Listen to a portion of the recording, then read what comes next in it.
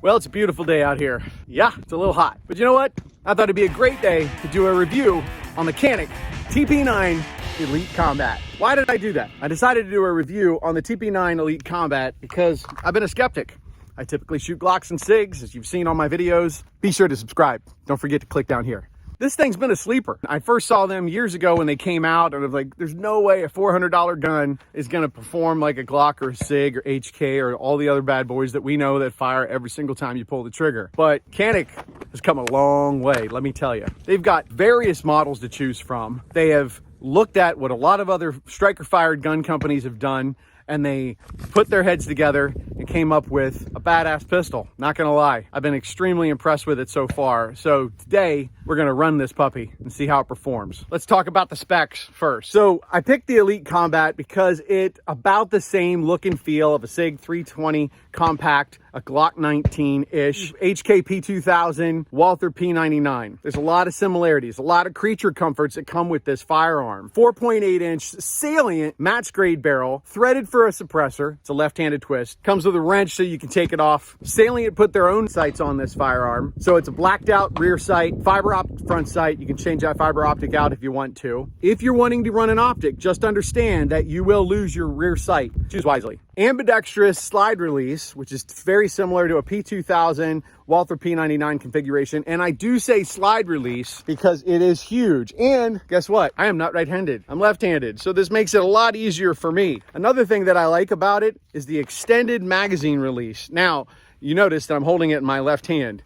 It's very large, so it's easy to press on whether you're right or left-handed. Salient put their magwell on it. It's not a huge magwell, but it's definitely pronounced. It's definitely easy to help feed those mags up into the chamber.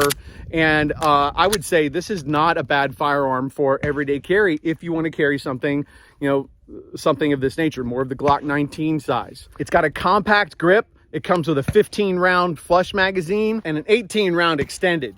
And you can actually see how many rounds are in the magazine based on the holes they put at the bottom. They've even numbered them for you, similar to a Glock magazine. Except, guess what? They're metal mags. So they go in and out of the magazine well, much easier. Let's talk about the grip. The grip comes with exchangeable back straps. I find that the one that's on it right now is the medium, and it feels just fine to me. It's a little thicker than what I'm used to on my Sig 320 and my Glock 19, but don't let that bother you. It still feels pretty good in the hand. They did narrow the neck of the pistol grip here, and the magwell gives me a firm place where I can put my pinky. I'm only 5'9". I don't have giant hands, but it feels pretty good. Trigger. When we talk about this trigger, look, folks, if you're running other firearms out there, a lot of people that I know, a lot of clients and students that I have, they want to trick out their trigger. They want to get something super cool and probably super expensive. Like if you're dropping a Zev trigger into a Glock. This comes with Canik's own trigger. They took out a lot of pre and post travel of the trigger. It's a very, very short reset. It's a flat trigger, so it's easy to have consistent trigger finger placement. When you're wanting to run that gun with gross motor skills, I find this very comforting. Even if you don't have a dot on the gun, you can grab it over the top. It's got serrations on the back. If you're doing press checks, it's got some serrations on the front, so you can easily grab that. Obviously, use good finger discipline, good muzzle management.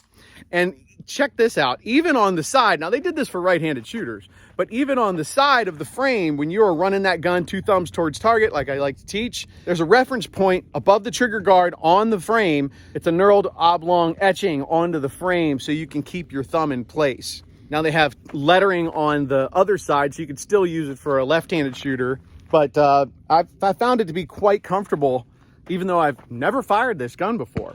But we're about to. It does come optics ready. They do have several other plates that it comes with. The disassembly and assembly of this firearm is quite easy. It's got a full-length weapons light rail, 1913 Picatinny, so you can put whatever you want on that. Along with the internal safeties of the Canik TP9 Elite Combat, they also have a Glock-style trigger safety. If you bump the side of the trigger, it will not go off.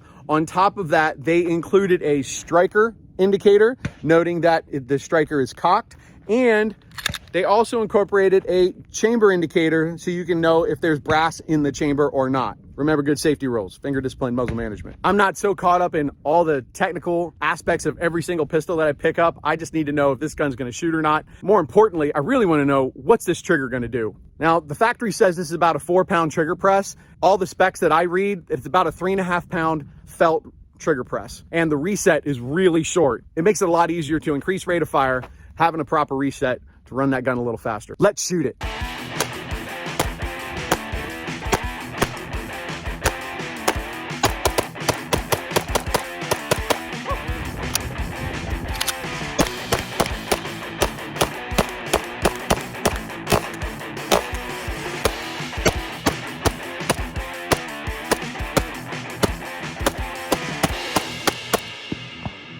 So what do I think about the Canik TP9 Elite Combat? Yeah, it's a shooter. They have come a long way. Super impressed with this gun. I put about 250 rounds down range with it today. Ran it through the numbers, shot it one-handed, shot it left-handed because I'm left-handed. Shot it right-handed, one-handed. Ran the gun slow, ran the gun fast. I was watching the front sight return to target time. It has nominal recoil. It's got a heavier top slide, high bore axis. Because of the high bore axis, it seems to have a shorter front sight return to target time. The post travel for your trigger reset is nominal on this thing. Pay attention when you start running one of these. It's short. I would still recommend this for everyday carry. It's great if you want to pick one gun and you want to get into some competition or you're just starting to train. If you're a first-time shooter, I don't recommend to my shooters to get a very, very small pistol, a micro pistol, but this would be a good starter for you. I love the high capacity mags. Like I said, the trigger is phenomenal. It is extremely accurate. I'm able to put headshots at 25 yards, fiber optic. That red fiber optic shows up very easily for center mass and headshots. The grip is a little different than what I'm used to, but hey, it's a different gun. This gun is not a $400 gun. This gun is a $699 to $799 gun, depending on where you're buying it from. So choose wisely. What's my take on buying a firearm? Something like a Canik. I would highly recommend one of these guns. But if you're going to start getting into firearms, pick one gun. Shoot the piss out of it until you forget. Build good muscle memory, correct continuous repetitions with whatever gun that you're starting out with so you can become a high-level subconscious shooter. Whether you choose to put an optic on it or not, that's for you to decide. Find a good quality optic, make sure it fits on this platform. Float your dot, shoot your shot, have a great time with it. Or if you're gonna run fixed sights, go old school and run fixed sights. I don't care, whatever's comfortable for you, but you gotta train. You gotta get out on the range and you gotta put rounds down range if you're going to be a successful shooter. Well, that's all I got for you today. Stay tuned with me here at the Gun Life Coach. Be sure to subscribe and I'll see you on the range. And don't forget to check out Infinity targets. I love these targets. You should get one.